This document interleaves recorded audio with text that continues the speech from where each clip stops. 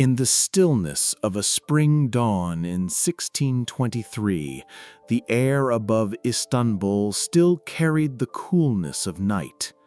The first rays of sunlight slid carefully across the marble walls of Topkapi Palace.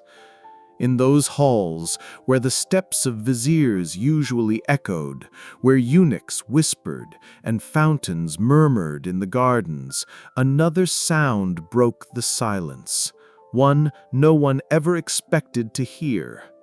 A piercing cry of a young girl tore through the corridors, shaking the palace's solemn grandeur. It was not the cry of a wound in battle, nor the moan of a prisoner. It was the voice of 15-year-old Princess Fatma Sultan, daughter of the most powerful ruler on earth. Her scream cut into the marble like an invisible crack, spreading its echo under the domes, crossing the warm morning air, forcing even the guards at the doors to step back.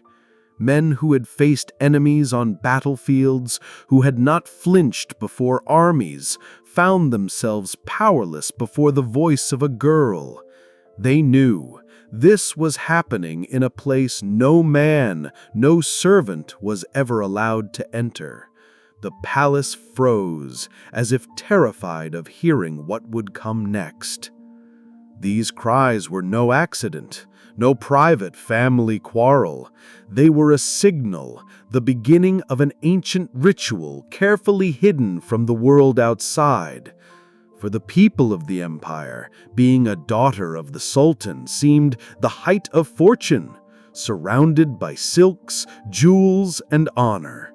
In truth, it was a trial so merciless that even the fiercest enemies of the dynasty would have run from it. Behind the gates and gilded halls existed an order so refined by centuries that it did not break the body but the soul itself. Girls born into gold and glory were not the masters of their destiny, but pawns in a game where each move decided the fate of provinces. Fatma's cry testified that on that very dawn, her own self was sacrificed to the system that had remained secret for 6 centuries. History tried to erase that sound. Chronicles decorated their pages with the empire's brilliance, its victories, its triumphs. But in cellars, hidden archives, and forgotten testimonies, traces remained, hints of the price behind the glittering facade. In 2019, documents were found in Istanbul's archives that pulled back the curtain. They revealed that the ritual, of which Fatma's cry was only one echo, was not an isolated act, but a system, deliberate, precise, and merciless. While women across Europe and Asia, peasants, countesses, queens, dreamed of the lives of Ottoman princesses, imagining songs and blooming gardens, the truth was far darker. Where the world pictured dances and jeweled chambers, there reigned silence and fear. Where people imagined luxury and choice, there was iron discipline, preparing girls for roles they would rather escape at any cost. Here, in the heart of the empire, among marble and gold, unfolded a drama that turned the Sultan's daughters not into stars of the palace, but into shadows of their own dreams.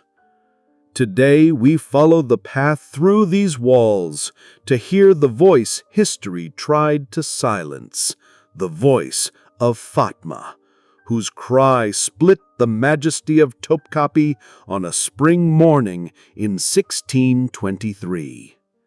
The silence that followed was the most terrifying of all.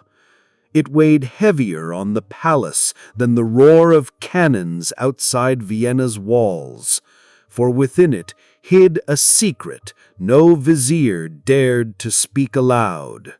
Historians, court scribes, singers of the Sultan's victories all avoided it.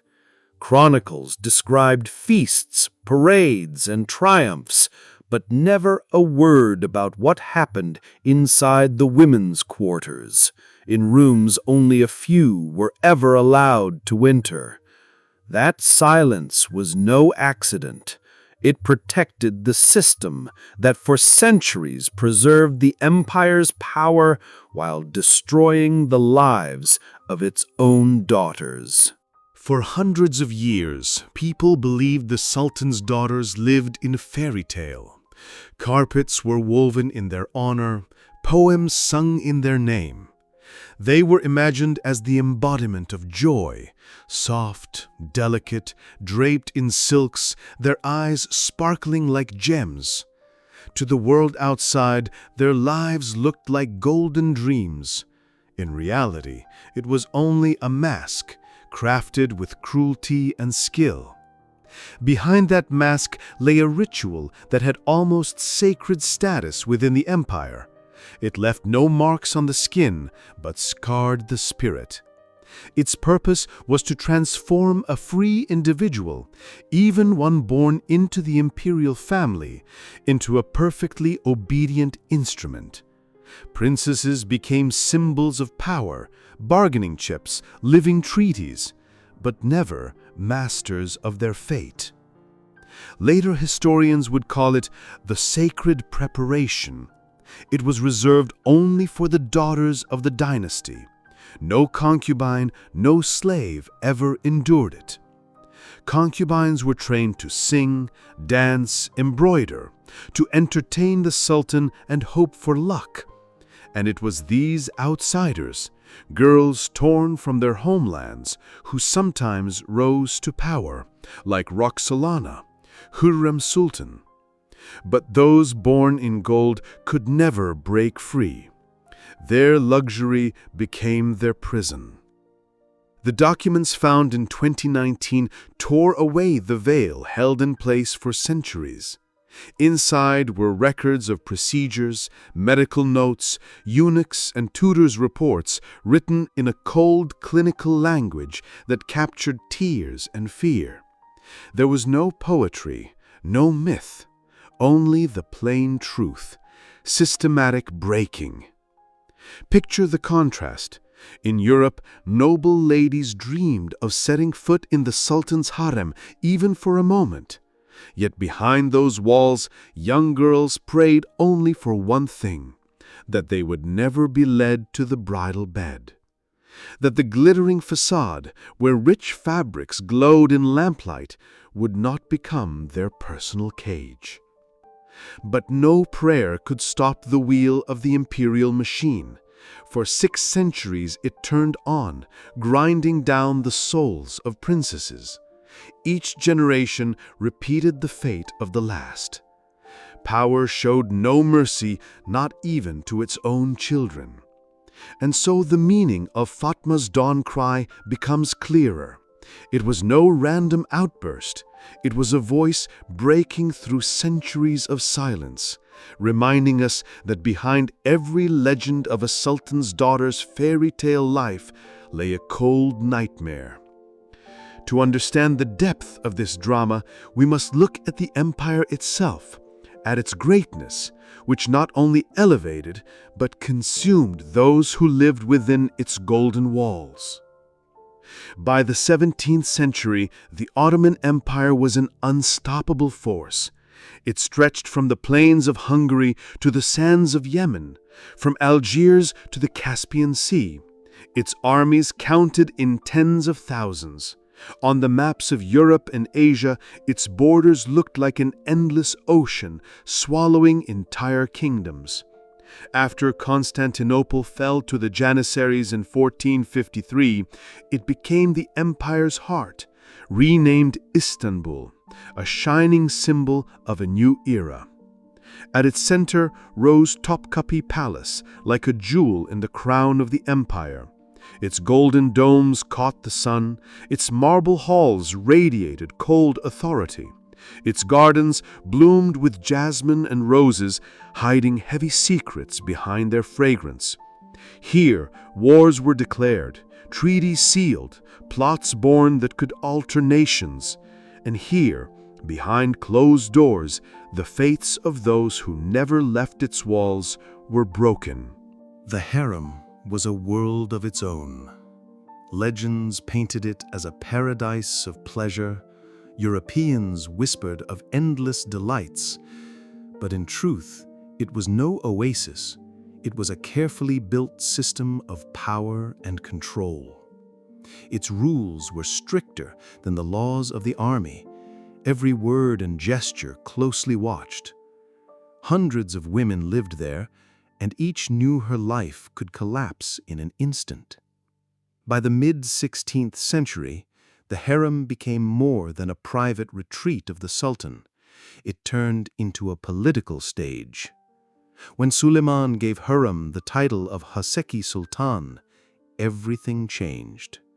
The girl, once brought in as a slave, rose to become a queen-maker, influencing war and peace.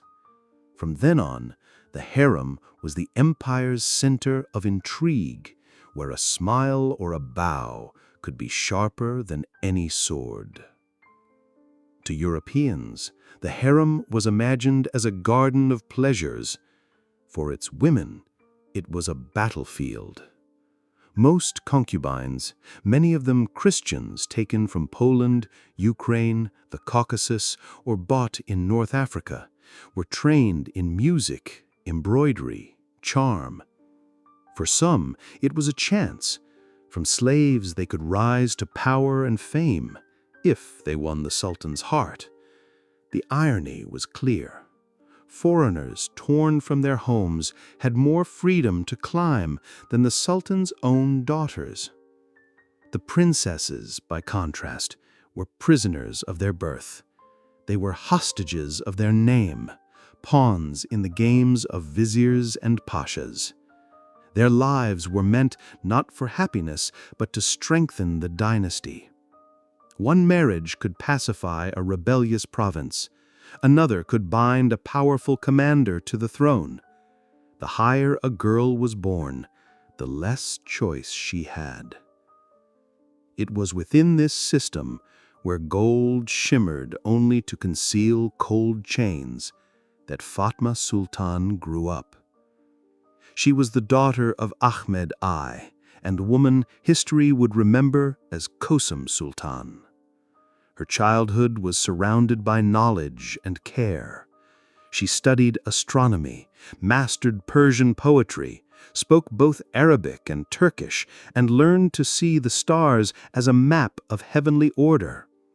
Her sharp mind impressed her tutors, her beauty inspired poets, and her character seemed bright and drawn toward learning. But all this was only a prelude to what awaited her. In a world where even a concubine could rise to power, a princess was often the most powerless figure of all. Her brilliance, her studies, her gifts, none of it mattered. From birth she belonged not to herself but to the empire.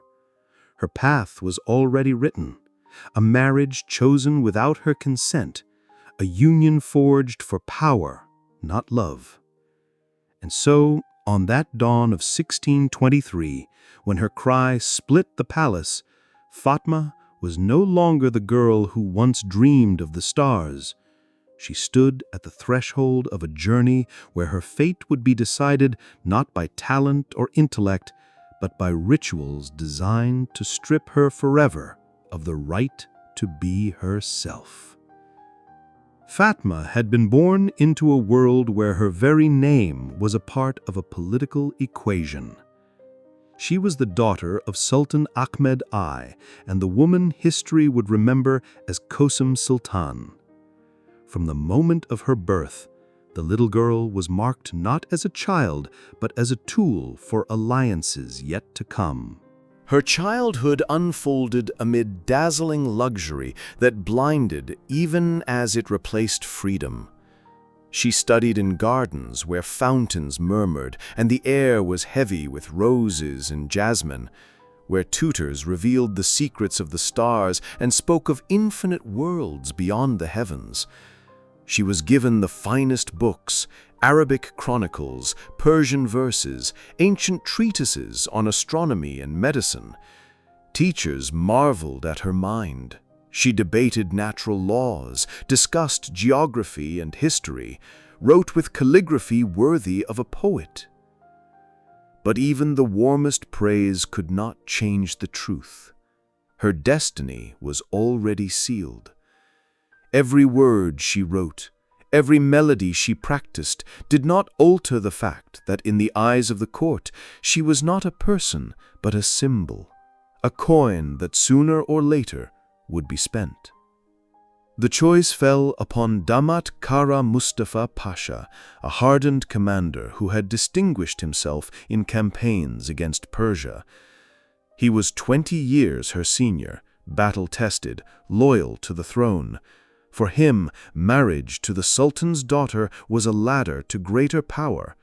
For her, it marked the first step away from dreams of the stars and deeper into the darkness of the ritual she would be forced to endure. Ordinary girls brought into the harem might at least hope to catch the Sultan's eye and escape their invisible chains, but the daughters of rulers had no such hope. Their freedom ended before they had even learned their own names, and Fatma knew. Her life did not belong to her. It belonged to the empire, which demanded her sacrifice as much as it demanded victories and taxes. When the date of her marriage was set, the real breaking began. 3 months before the ceremony, the princess was drawn into the ritual the court called sacred preparation. It was the process that transformed an imperial daughter into an obedient figure, stripped of any will of her own. From that moment, her childhood ended forever. Everything she had learned about stars and poetry became something else, not knowledge that uplifted, but memories of a freedom that was now gone. When the doors closed behind her and childhood dissolved like a dream, a new figure entered her life, a figure that even the boldest concubines feared. Her name was Gulnar Hatun. She was a woman who had lived through 6 decades, who had seen 3 sultans rise and fall, and who had already prepared more than a dozen princesses for marriages with no room for hope or choice. Her eyes were cold, her movements precise, her voice stripped of tenderness. She knew why she was there, not to teach, but to break. Fatma was led into a special chamber, a room that, at first glance, looked like a bridal suite. Persian carpets, carved ebony panels, the faint scent of incense. But it was all a deception. In truth, it was a place where every detail whispered of submission. This was where the preparation began, what the eunuchs called Terbil and Mubarak, sacred training. From dawn until noon, every hour of her day was regimented. She learned endless forms of bowing, for greeting, for service, for waiting, for receiving. There were 18 in all. Each gesture drilled again and again until her muscles stopped obeying thought and moved on their own. Even her walk was reshaped, measured steps, the angle of the head, hands pressed against the chest, until her body no longer belonged to her, but to the rules. But harsher still was what they did to her speech. The princess was left with only 43 words. Everything else was forbidden. Her language could hold no thoughts, no doubts, no questions, only obedience, gratitude, and pleas for forgiveness. The voice that once argued with scholars about the stars was reduced to short, mechanical phrases, hammered into her like chisel strokes into stone. Breaking the rules brought punishment.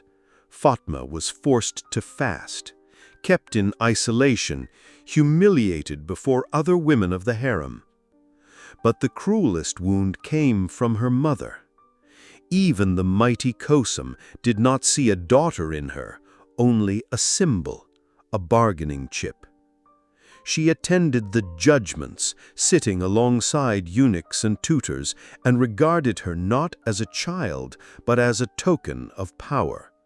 For the mother, she was not a daughter, but collateral. Each day in that chamber took a piece of Fatma away from herself. Every bow, every silenced word carried her further toward a state where her personality was erased, leaving behind only a compliant shadow.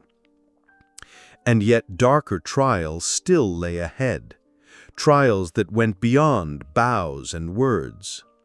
Beneath the marble terraces of Topkapi lay chambers rarely spoken of.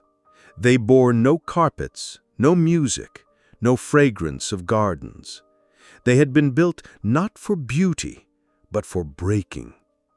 After weeks of obedience and endless bows, this was where young princesses were taken. Rooms designed to strip them not only of resistance, but of their very souls. They led Fatma down a flight of stone steps where torchlight cast long, quivering shadows. Below lay the halls known as Talim and Gerdek, the training chambers for the first night.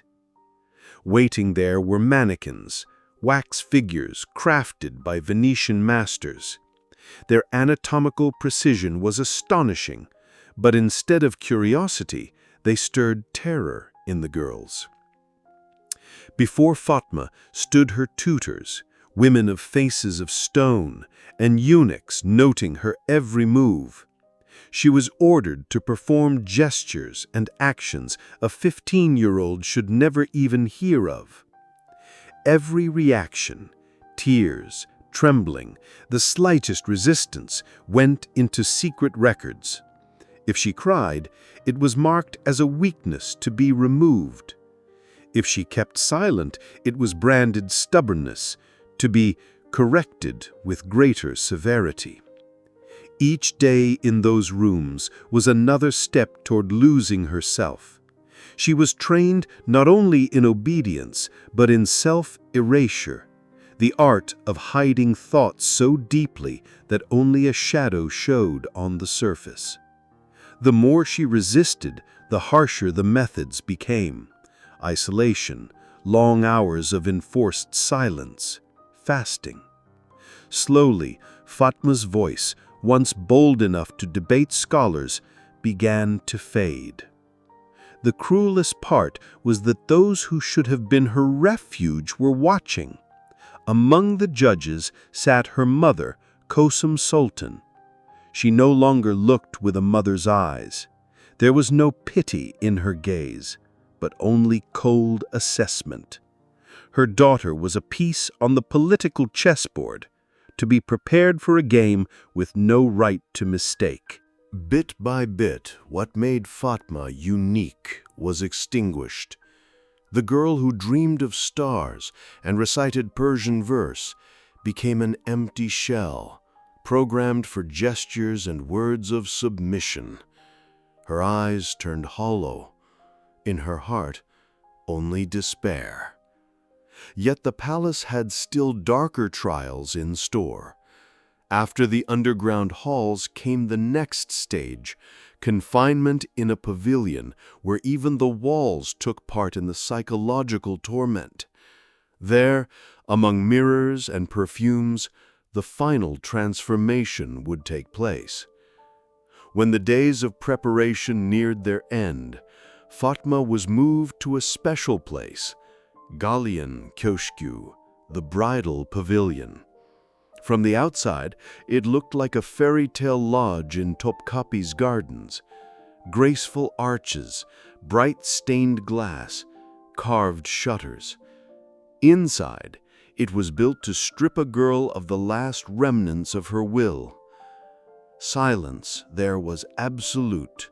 No bird song from the gardens, no murmur of fountains penetrated the walls. Attendance ensured that every hour bowed to ritual. Her food followed a fixed list: pomegranates, almonds, goat's milk, honey, spices from distant lands.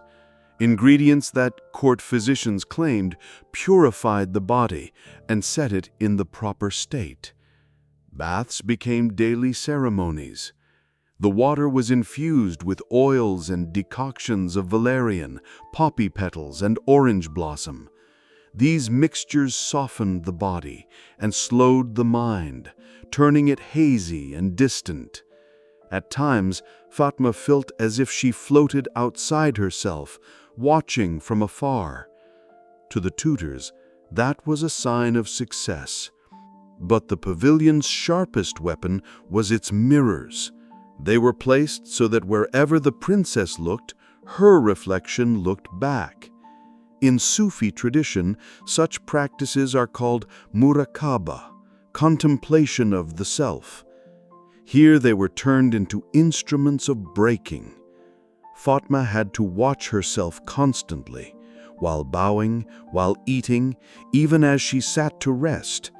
The mirrors forced her to see what they wanted her to become: silent, obedient, a stranger to herself. Even the textiles spoke without words. The wall hangings were embroidered with scenes of women bowing to their husbands, serving them, bearing children. The message was clear. Her path was predetermined. Submission and silence were her only future. Each day in the pavilion drained her further. She began to believe her voice no longer belonged to her, that her thoughts had no right to exist. Emptiness grew within. The girl who once dreamed of the stars now felt she had become only a reflection, an image in the mirror shaped by someone else's hand. By the end of the week of isolation, the goal had been achieved. Fatma was no longer herself. She was a figure ready for the role the empire had assigned her. Ahead lay the wedding day, an event that for the people was a celebration of greatness, and for her, a sentence. The day the palace had prepared for weeks finally arrived. On March 15, 1623, Istanbul awoke to festive noise. From daybreak, the streets filled with music, the scent of incense and the roar of voices.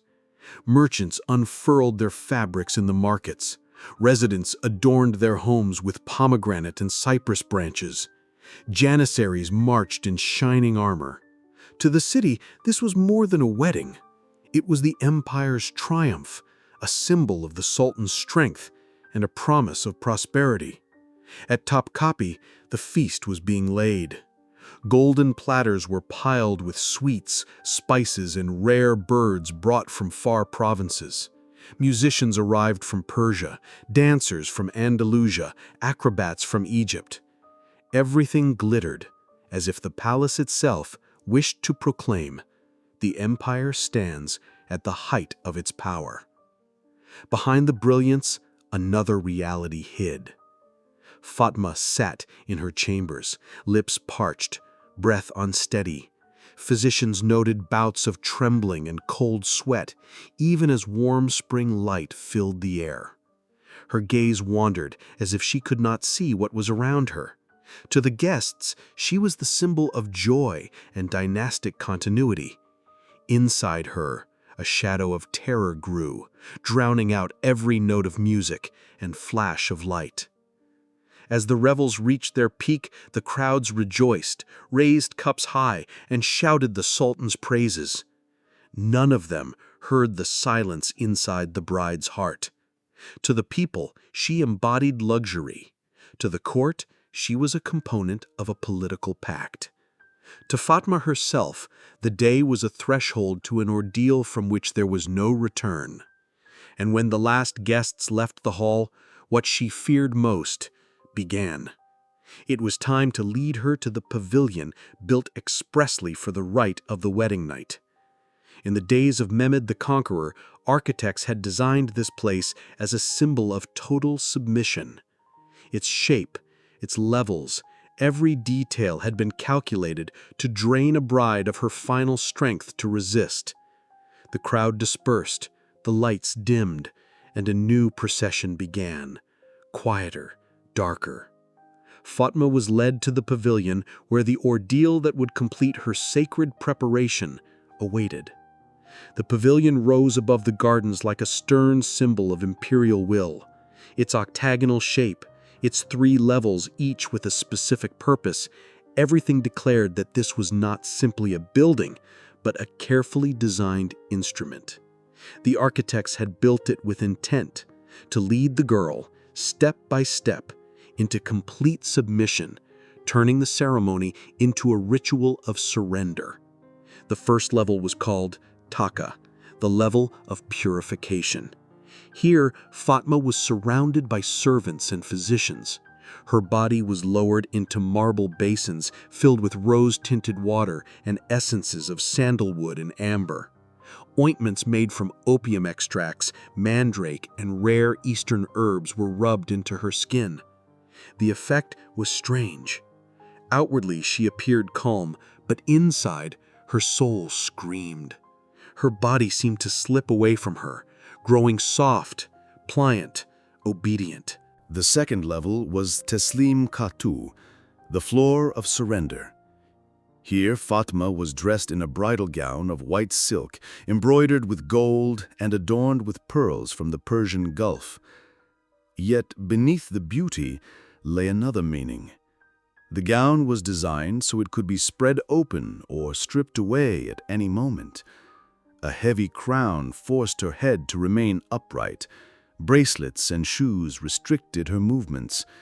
She looked like a living statue, beautiful, but immobile. Meanwhile, in another wing of the pavilion, Mustafa Pasha was being prepared.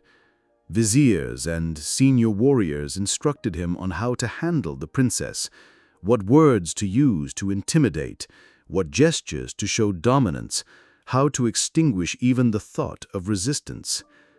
The night ahead was shaped not as a union, but as theater, with every line rehearsed, every act predetermined. The third level was Chifkatu, the floor of completion. Its walls were painted with images of conquest, captured cities, subdued nations, women in chains. The entire setting was meant to impress upon Fatma that her fate was nothing more than the continuation of imperial triumph. In the center stood a bed fitted with hidden ropes and oil-soaked pillows, built so that any movement of hers could be turned into submission. It was here, within these walls, that her preparation ended and the night began, the night meant to seal her role forever. When the doors of Chifkatu closed, silence fell heavy. Behind them remained the torches, the footsteps of eunuchs, the echoes of the procession.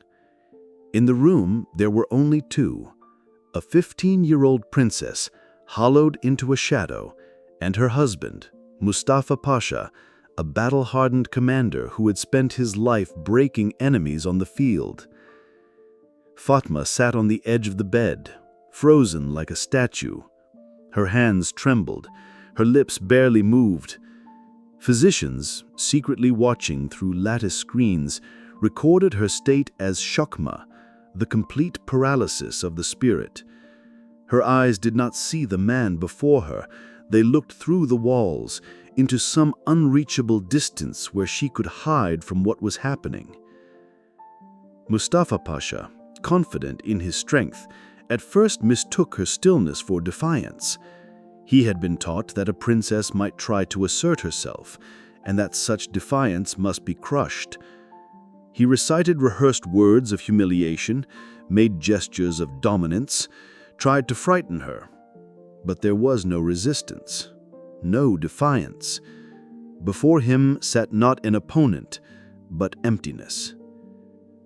Each attempt to approach only deepened her withdrawal. Fatma sank further into herself, her body motionless, her breath uneven, as if she no longer belonged to the moment. She did not scream, she did not resist, but her silence was more terrifying than any protest. The physicians noted everything: violent trembling, waves of weakness, bleeding, fainting. In their records they called it rusuk mek, the departure of the soul. They understood that before them was not simply a frightened girl. This was someone who had instinctively found the only way to survive, by cutting her consciousness off from the world around her. For Mustafa, the night became a trial of its own. He had been prepared for conquest, for a battle of wills, but the will was already gone. He was not a victor, but a witness to collapse. Yet the ceremony had to proceed. The imperial ritual left no room for retreat. And so, after long hours, the night ended exactly as custom required. When dawn entered the room with its light, Fatma was no longer the same. Her gaze was empty, her voice nearly gone. The girl who once debated scholars and dreamed of the stars had been transformed into a figure without words. The breaking was irreversible. What had begun in the underground halls and the mirrored pavilion was completed that night. Fatma's identity was destroyed, and in its place remained only a shadow, a living testament that the empire's power could crush even its own daughters. For other princesses, the morning after the wedding night marked the start of a new life. For Fatma, it was the end of herself. Within days, her behavior alarmed even those hardened by years in the harem. She no longer spoke freely, only in whispers, only when addressed. Sometimes she could pass an entire day without a single word. Court physicians called it selective mutism. Her appetite vanished. Attendants tried to coax her with fruit or sweets, but food no longer seemed to exist for her. At times, she had to be fed by hand, like a child. More often, she simply turned her eyes away, as if nothing and no one around her existed. Sudden fits of weeping became her new torment. She could sit still for hours, then burst into tears that lasted until exhaustion silenced her. The tears flowed without end until only fatigue forced them to stop. Worst of all, even the presence of men, even eunuchs or servants, threw her into panic. Their approach made her breathing race, her body shake until she fainted.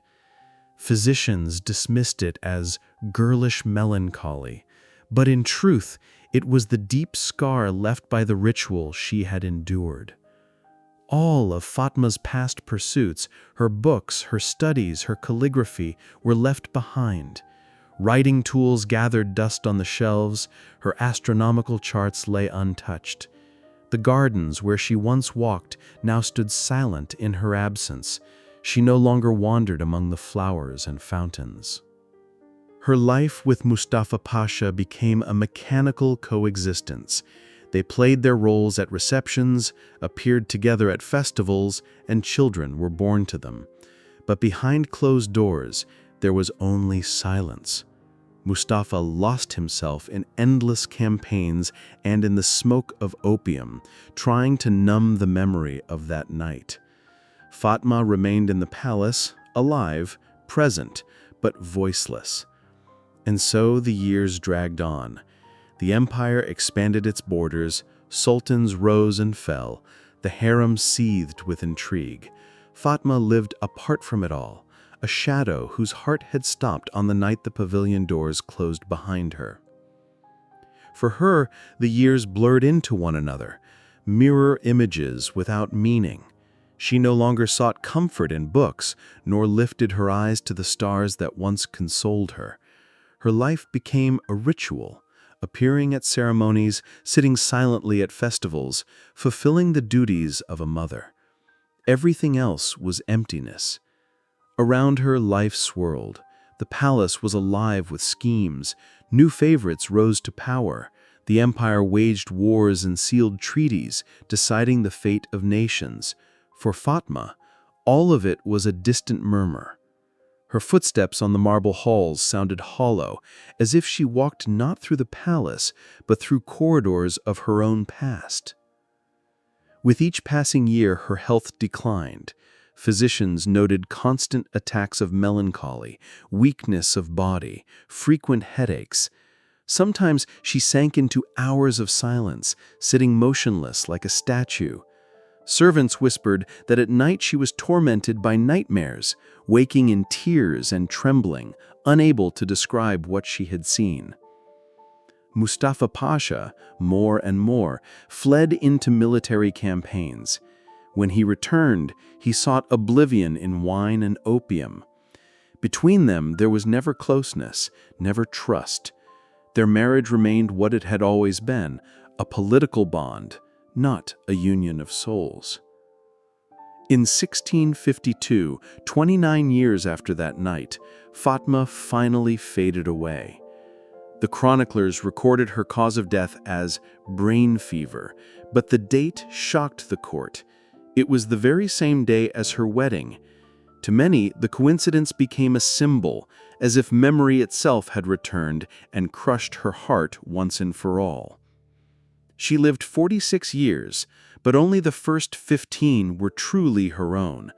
The rest was an existence in shadow, in silence, a constant reminder that her life had been sacrificed for a union and for a system that showed no mercy even to its own children. Fatma's fate was not an exception.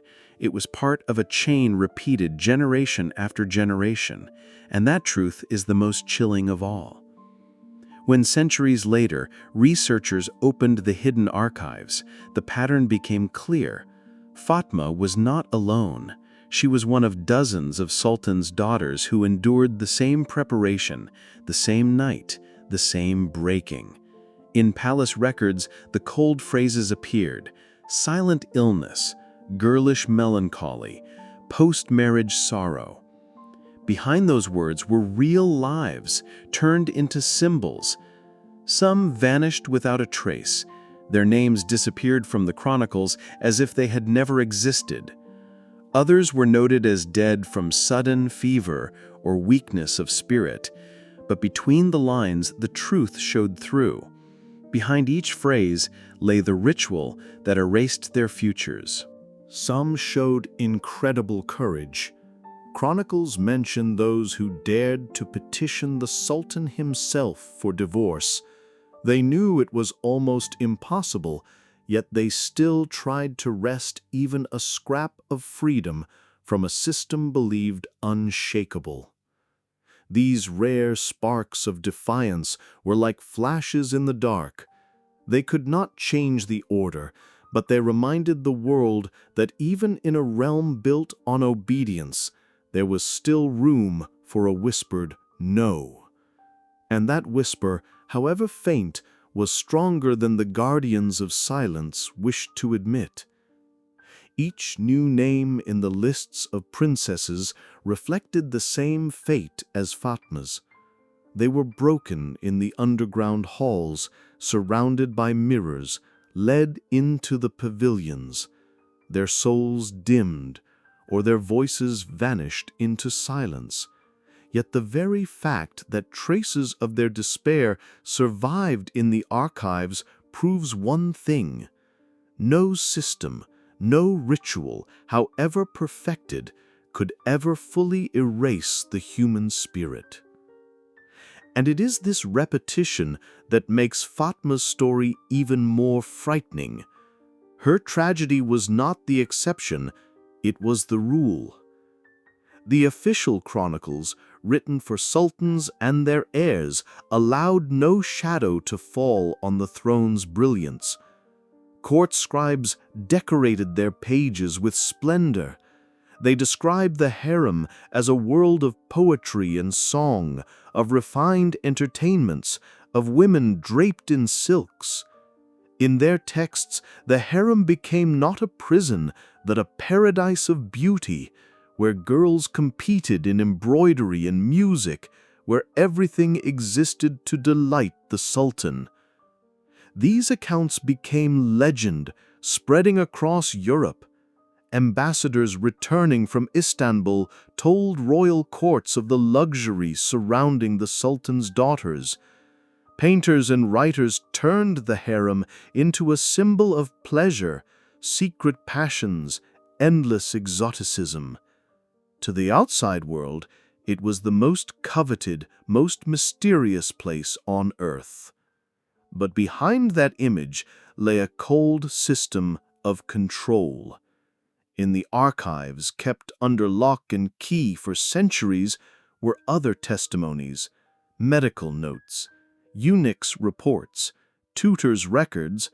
There were no myths in those pages, only the truth of girls whose voices were erased, whose tears were labeled melancholy, whose trembling was reduced to a clinical phrase, the illness of fear.